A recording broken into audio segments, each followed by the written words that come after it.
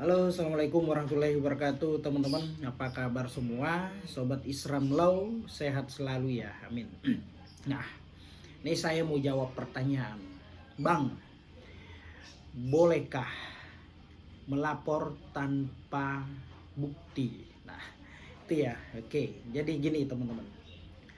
Pada prinsipnya, setiap seseorang merasa dirugikan, maka dia berhak untuk melakukan penuntutan ataupun membuat laporan ke polisian ya.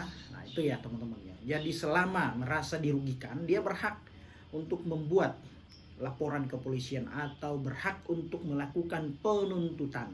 Nah, dan selama materi yang dilaporkan masuk dalam kategori perbuatan tindak pidana. Nah, kalau misalkan perkara yang hendak dilaporkan adalah materinya perkara cerai, perkara-perkara perdata, wan prestasi, perbuatan melawan hukum, tentu akan dialihkan untuk lakukan gugatan upaya hukum melalui pengadilan ya, gugatan perdata teman-teman ya. Nah, misalkan dia mau buat laporan tanpa bukti ya, dia merasa ditipu ya, tetapi buktinya tidak ada. Nah, boleh-boleh saja membuat laporan ya, karena proses pembuktian atau yang akan mencari alat bukti itu adalah penyidik, penyelidik dan penyidik nantinya di kepolisian ya. Bukan kita. Kalau memang ada buktinya ya kita siapkan, dan proses untuk mencari alat bukti itu ada di kepolisian, di penyelidikan teman-teman ya, penyidikan. Nah, seperti itu. Nah, namun juga ketika kita hendak membuat laporan kepolisian ya, memang harus berhati-hati, jangan sampai membuat laporan palsu atau bisa berakibat atau timbulnya fitnah. Nah, kalau kita membuat laporan palsu, laporan fitnah, hoax, fiktif, nah maka dapat diancam pidana. Kita bisa di-kick balik nantinya. Nah, ancaman pidananya jelas diatur di dalam pasal 220 Kitab Undang-Undang Hukum Pidana atau KUHP teman-teman ya. Jadi itu, maka pada saat mau buat laporan kepolisian, kalau bisa sangat berhati-hati dan usahakan bukti permulaannya cukup ya, seenggaknya sekurang-kurangnya kita mempunyai bukti permulaan. Nah, seperti itu. Nah, ingat teman-teman ya. Nah, saat ingin membuat laporan kepolisian tentu harus ke ruang konseling dulu ya. Nanti ditanya-tanya, di sana ada petugas piket dari unit reskrim mungkin ya. Di sana ada mungkin penyidik ya. Konseling terlebih dahulu terkait materi yang hendak akan dilaporkan. Apakah materi yang mau dilaporkan ini masuk dalam kategori tindak pidana ataukah perbuatan hukum lainnya seperti perdata, cerai, PT-UN, kepailitan dan lain-lain. Nah, misalkan kalau di tim konseling piket memberikan rekomendasi bahwasanya laporan yang hendak mau dilaporkan atau peristiwa hukum yang hendak dilaporkan adalah peristiwa tindak pidana, maka akan dilanjutkan, diarahkan ke SPKT. Nah, apa itu SPKT teman-teman ya? Yaitu Sentra Pelayanan Kepolisian Terpadu. Nah, di situ nanti dibuatkan berita acara laporan ya.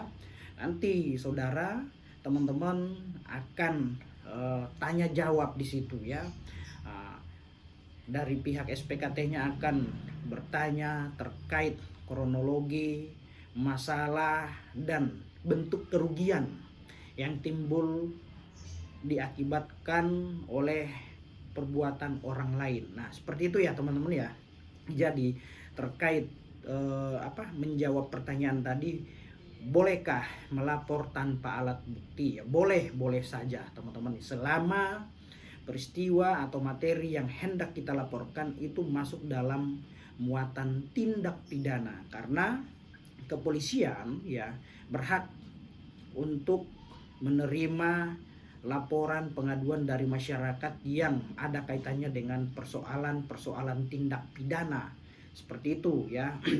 Nah, mengenai tanpa alat bukti nanti minimal teman-teman seenggaknya punya bukti permulaan, dan kewajiban penyidiklah yang akan mencari alat bukti, tetapi seenggaknya teman-teman harus ya meringankan, tidak mempersulit tugas penyidik untuk mencari alat bukti teman-teman. Nah, seperti kita ketahui bahwa alat bukti itu diatur di dalam pasal 184 Kitab Undang-Undang Hukum Acara Pidana ya, diatur di KUHP pasal 184. Apa aja itu? Ada keterangan saksi, keterangan ahli, bukti petunjuk, nah, terus kemudian keterangan terdakwa. Nah, itu teman-teman ya. Seenggaknya teman-teman punya bukti-bukti tersebut. Nah, saya yakin laporan itu ya bisa menjadi lanjut dan akan ada proses penetapan tersangka ke depannya. Oke, teman-teman, semoga apa yang saya sampaikan ini bermanfaat untuk kita semua. Saat ini saya pakai batik karena saya mau berangkat kondangan sebenarnya. Cuman ada yang DM saya ya seperti itu, "Bang, bisakah melapor tanpa bukti?" Nah, untuk menjawab pertanyaan tersebut ya saya luangkan waktu sebentar ya, kurang lebih 6-7 menit menjawab pertanyaan saudara. Nah, oke teman-teman, demikian apa yang saya sampaikan, semoga bermanfaat untuk kita semua, khususnya teman-teman yang berada di bidang profesi hukum, yang sedang kuliah mengambil jurusan hukum, atau yang sedang berada di latar belakang pendidikan tinggi hukum ya. Semoga ini bermanfaat untuk kita semua. Assalamualaikum warahmatullahi wabarakatuh. Salam keadilan. Jangan lupa share dan subscribe channel ini ya, Isram Law. Mantap.